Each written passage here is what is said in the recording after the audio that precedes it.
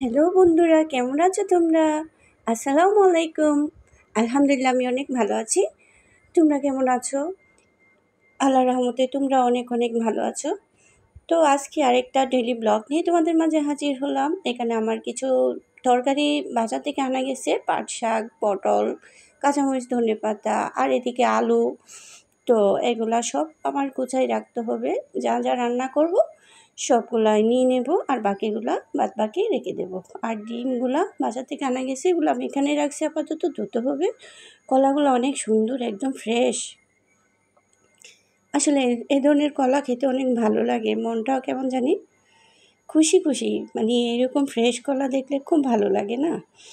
আমার অবশ্যই এভাবেই ভালো লাগে, তোমাদের কীরকম লাগে আমি জানি না। তো এখানে মুসুর ডাল আনছে, ডালগুলো আমি বক্সে করে রেখে দিচ্ছি। তো এই বক্সে করে রেখে দেওয়ার পর বাকিগুলো আমি পাট শাক দিয়ে রান্না করার জন্য রাখবো। আসলে মাঝে মাঝে না নিজে রান্না খেতে খেতে না আর ভালো লাগে না। যদি কোনো এক সময় যদি ভরে রান্না করে ওই দিন না খুব খুশি লাগে।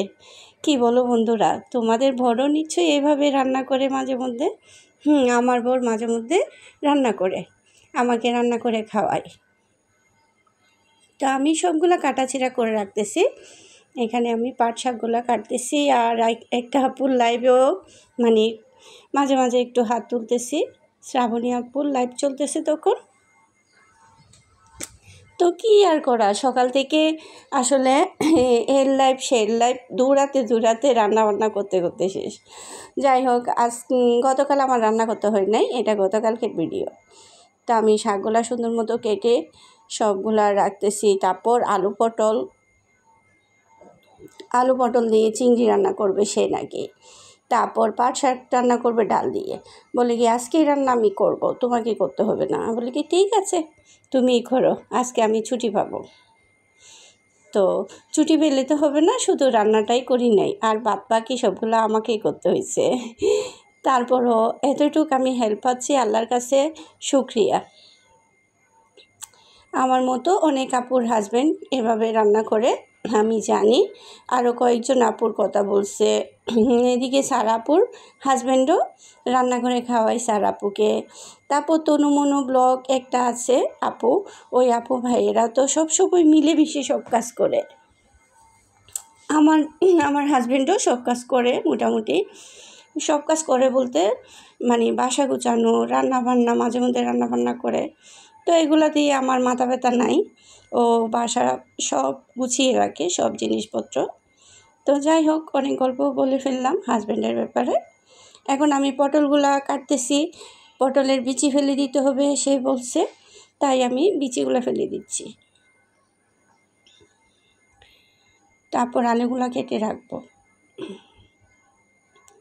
তো যাই হোক, আজকে দুদিন ধরে, গতকালকে একটু রোদ উঠছে, আজকেও রোদ উঠছে, একটু ভালো লাগতেছে।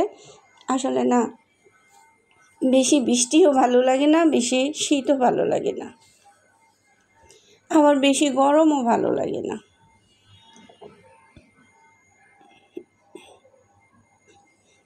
তো এইভাবে মোটা করে কাটতে বলছে, আমি সেই যেভাবে মানে কাটতে বলছে আমি ওইভাবে কেটে রাখছি তার জন্য। সে কিন্তু রান্নাটাই করবে, কাটাকাটির মধ্যে নেই, কাটাকাটি করতে পারবে না। তো সবগুলা কাটাকাটি শেষ আমার। এখন আমি ডালগুলা ধুয়ে ফেলতেছি শাকের জন্য। শাকটা রান্না করবে তো ডালটা ধুয়ে রাখতেছি, তরকারিগুলোও ধুয়ে রাখবো। অবশ্য তরকারি ধোয়ার সময় আমি অফ ক্যামেরা দিয়ে ধুইছি। সবগুলা দেখাতে গেলে না ভিডিওটা অনেক বড় হয়ে যায়, আসলে এত কিছু দেখানো সম্ভব না। তো যাই হোক, পুরনো কথাই বলতেছি, এতক্ষণ যারা আমার ভিডিও দেখতেছো সবাই একটা লাইক দিয়ে দাও, আর আমার ভিডিও দেখে সুন্দর মতো একটা কমেন্টস করবা আমার ভিডিওটা আজকে কেমন হয়েছে। আর যারা সাব করছো তারা অবশ্যই কমিউনিটিতে লেটার দিবা। দেখো, আমি একটা নতুন জিনিস দেখাচ্ছি, অবশ্যই এই জিনিসটা তোমাদের সাথে শেয়ার করি না। এদিকে আমি লাইট দিছি, অবশ্যই আমি না, আমার হাজব্যান্ডে দিছে। এই মানে আমাতেই জিজ্ঞেস করছে, বলি কি এদিকে লাইট দিলে কেমন হবে? আমি বলি কি অনেক সুন্দর হবে। তো এখানে আমি কিছু মাটির জিনিসপত্র রাখছি, টপটা রাখছি সুন্দরের জন্য। এটা অবশ্যই অনেকে কয়েল জ্বালায়, আমি কয়েল জ্বালাই না এটার মধ্যে একটু শোপিস হিসাবে রাখছি। এই তো চিংড়ি বোনা করে রাখছে সেই। এখন আলু পটল দিয়ে রান্না করবে। শাকটা হয়ে গেছে, শাকটা রান্না শেষ, ডাল দিয়ে শাক রান্না করে ফেলছে। তো এগুলাই তোমাদের সাথে শেয়ার করতেছি। সে রান্না করছে, এগুলো আমি ভিডিও করি নাই, অবশ্যই ভিডিও করা নিষেধ তাই। তো এখানে আলু পটল রান্না করতেছে। তো এই পাতিলের মধ্যে রান্না করতেছে, আমি হাসতে হাসতে শেষ, কারণ আমি এই ধরনের পাতিলে রান্না করি না, সেই রান্না করতে মানে চেষ্টা করে। যাই হোক, রান্না শেষ হয়ে গেছে। আমার হাজব্যান্ডের রান্নাগুলো কেমন হয়েছে তোমরা সবাই কমেন্টসে জানাবা। ওকে, আল্লাহ হাফেজ।